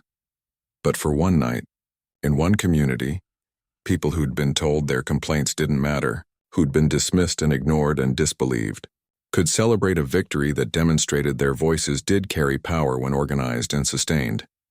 The protests continued that evening, but the chants had changed from demands for Donovan's termination to demands for systematic reform.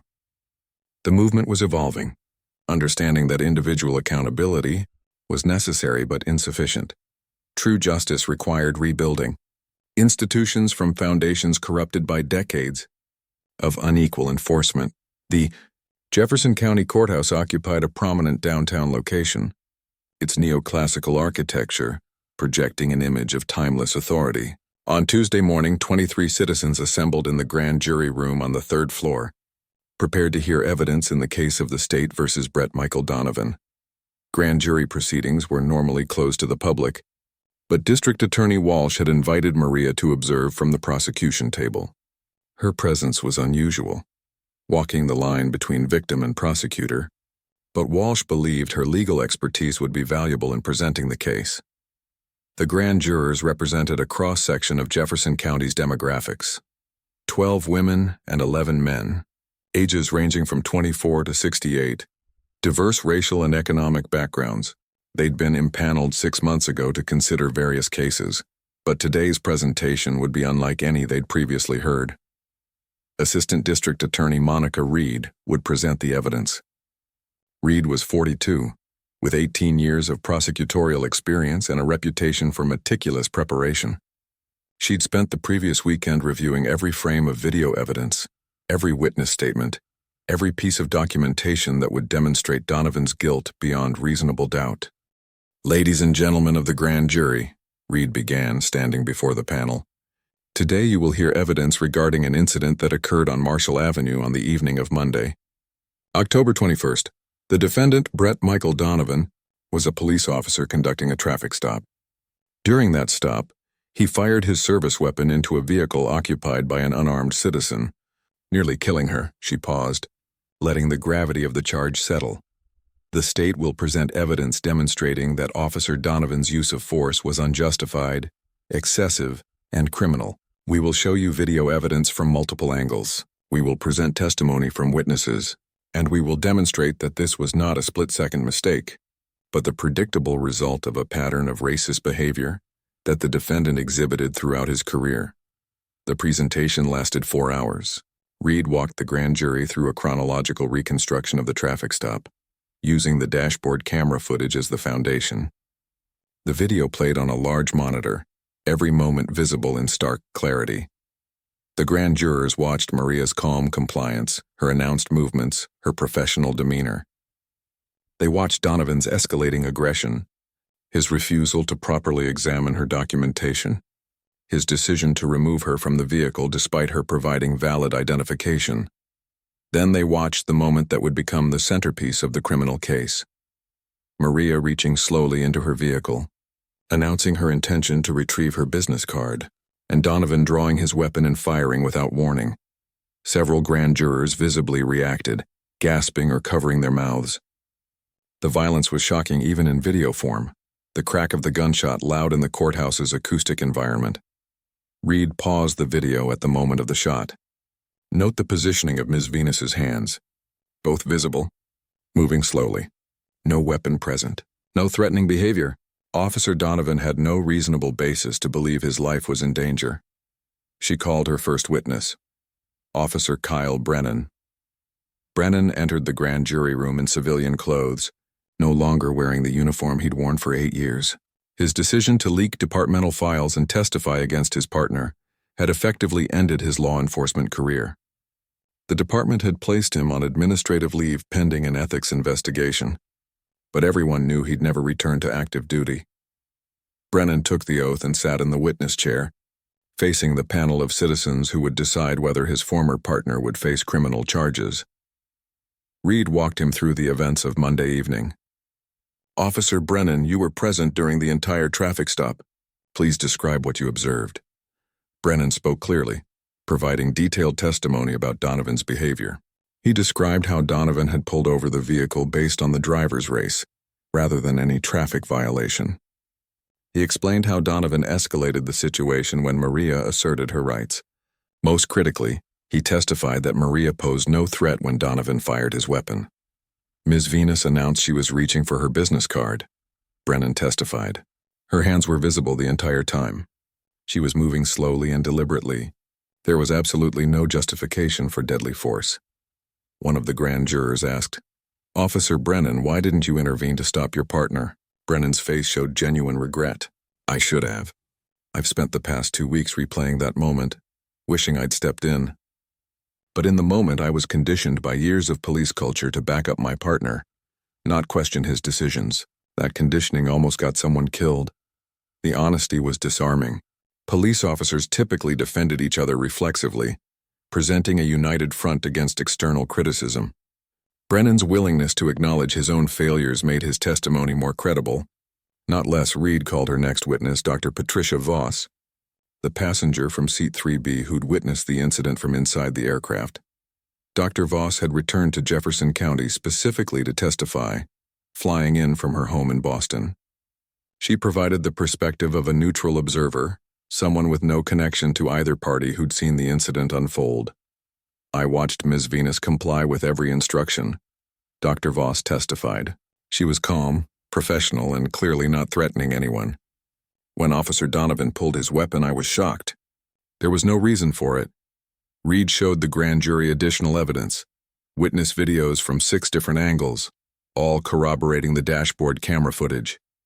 Audio recordings from Donovan's previous shifts where he made explicitly racist statements, documentation of his 8 complaints over 12 years, showing a pattern of discriminatory behavior. The cumulative weight of evidence was overwhelming.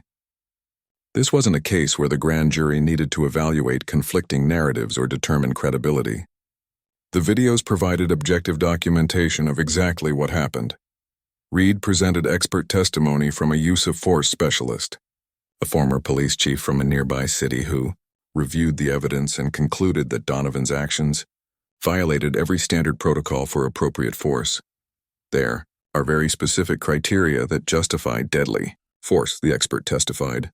The officer must reasonably believe there is an imminent threat of death or serious bodily injury. Nothing in this video suggests such a threat existed. Ms. Venus's hands were visible. Her movements were slow. She announced her intentions. Officer Donovan had numerous alternative responses available. Verbal commands requesting she step away from the vehicle, calling for backup. Firing his weapon was not just excessive, it was unjustifiable. Finally, Reed called Maria herself. Maria took the witness stand, raising her right hand to take the oath she'd administered to countless witnesses over the past 7 years. Today she was on the other side, testifying as a victim rather than questioning others as a prosecutor. Reed walked her through the events methodically. "Ms. Venus, please describe what happened when Officer Donovan approached your vehicle." Maria recounted the traffic stop in careful detail, her legal training evident in how she provided clear, factual testimony without editorializing or interpreting. She described Donovan's immediate assumption that she was in the wrong seat on the hypothetical plane, his refusal to properly examine her documentation, his escalating aggression.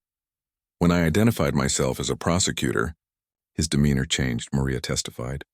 "He became more hostile, as if my professional status was somehow threatening to him. Ms. Venus, when you reached into your vehicle, what were you doing?" "I was retrieving my business card from my purse to verify my identity. I announced this intention clearly. My movements were slow and deliberate. I was fully compliant with his instructions. Did you at any point make a threatening gesture or movement?" "No. My hands were visible the entire time. I never reached toward any area where a weapon might be concealed. I was simply getting identification, exactly as requested." One of the grand jurors asked permission to question the witness, which Reed granted. "Ms. Venus, you're a prosecutor. You must have been aware that reaching into your vehicle could be perceived as threatening." Maria met the juror's eyes steadily. "I was aware of that possibility, which is exactly why I announced my intention, moved slowly, and kept my hands visible. I did everything possible to avoid creating any perception of threat. But regardless of perception, Officer Donovan had a duty to assess the actual situation, not react to his own biases and assumptions." The juror nodded, satisfied with the response. Reed concluded her presentation with a clear request. "Ladies and gentlemen, the evidence demonstrates beyond any reasonable doubt that Brett Michael Donovan committed assault with a deadly weapon while acting under color of law. He fired his weapon at an unarmed citizen without justification, nearly killing her. We are asking you to return an indictment on the following charges: assault with a deadly weapon, deprivation of rights under color of law, and reckless endangerment." The grand jury deliberated for 47 minutes. When they returned, the foreperson announced their decision. "The grand jury has reviewed the evidence and testimony presented. We find probable cause exists to believe the defendant committed the crimes charged. We return a true bill of indictment on all counts." The legal machinery of prosecution had been set in motion. Brett Michael Donovan, former police officer, would now face criminal trial as a defendant. News of the indictment spread immediately. By early afternoon, every local media outlet was reporting that Donovan had been criminally charged. National networks picked up the story for their evening broadcasts. Social media erupted with commentary and analysis. The police union issued a statement within hours, written by Thomas Burke and reviewed by Donovan's defense attorney. Today's indictment is a travesty of justice. Officer Donovan responded appropriately to a perceived threat. He followed his training and acted in accordance with department policies. This prosecution is politically motivated, designed to appease protesters rather than pursue actual justice. We will vigorously defend Officer Donovan and expect he will be vindicated at trial. But the union's statement lacked the confident tone of their previous releases. The evidence was too strong, the testimony too credible, the videos too damning. Even Donovan's most ardent supporters recognized he faced serious legal jeopardy. Mayor Crowley held another press conference, this one brief and carefully scripted. The grand jury has spoken. Criminal charges have been filed. We will allow the legal process to unfold, as we would with any citizen. Justice must apply equally to all. Reporters shouted questions, but Crowley ended the conference after 5 minutes. Her message clear. Jefferson County could no longer shield Donovan without consequence. Inside the courthouse, Maria stood with Reed and Richardson as word of the indictment spread. For the first time since the bullet tore through her car window, she felt something like vindication.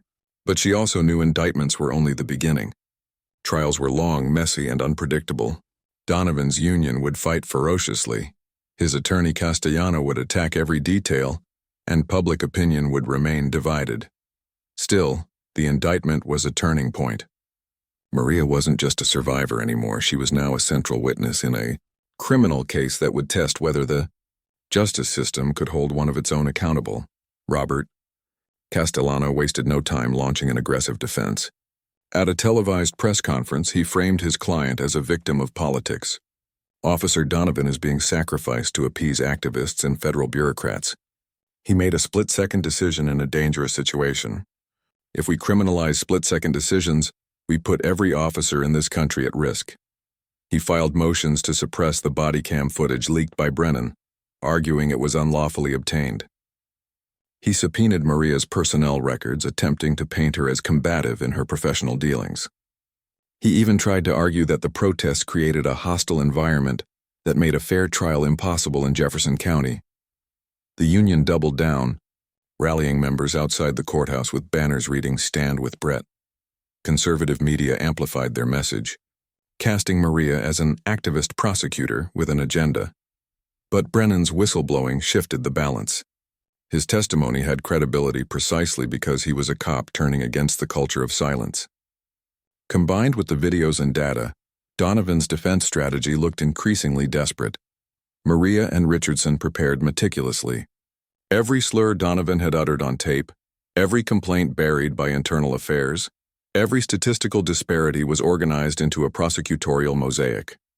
They weren't just going to prove Donovan's guilt. They were going to expose the system that had protected him. Under pressure from the DOJ and City Council, Jefferson County scheduled public hearings on police accountability. These hearings, broadcast live, became a forum for decades of grievances. Residents lined up to testify. A black father whose teenage son had been stopped 22 times in 2 years. A Latina nurse who said Donovan once followed her home, claiming she had a suspicious vehicle.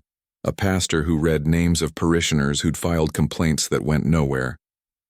Maria testified as well. Not about her shooting, that was for trial, but about the patterns she'd uncovered in the data. This isn't about one officer.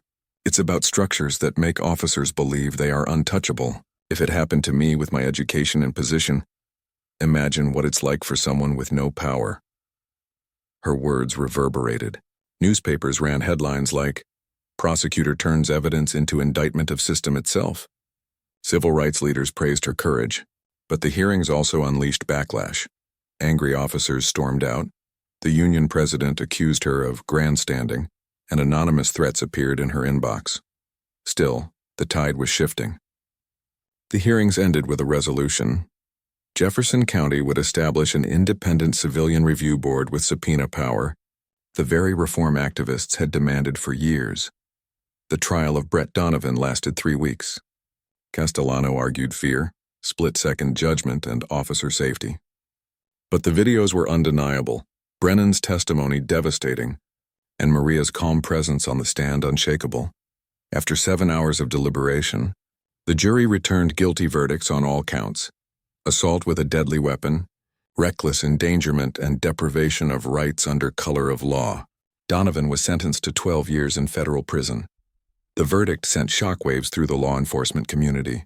For once, an officer who pulled the trigger without cause faced real consequences. But Maria understood the deeper victory wasn't Donovan's conviction, it was the movement his actions had ignited. The DOJ imposed a consent decree, forcing reforms, new oversight structures, transparent complaint processes, mandatory discipline for repeat offenders. State legislators, inspired by her testimony, passed a bill requiring independent investigations of police shootings statewide. At a rally outside the courthouse after the sentencing, Reverend Washington spoke to thousands. Justice is not an event. It is a process. And today that process took one step forward. Maria stood quietly at the edge of the crowd listening. She wasn't interested in being a symbol. She was interested in results. Looking back, she knew Donovan's bullet had nearly ended her life, but it had also pierced the veil of silence over Jefferson County. 8 inches had separated her from death. Now those same 8 inches had become the space through which an entire community demanded transformation. The battle wasn't over, but this time the system had been forced to answer for itself.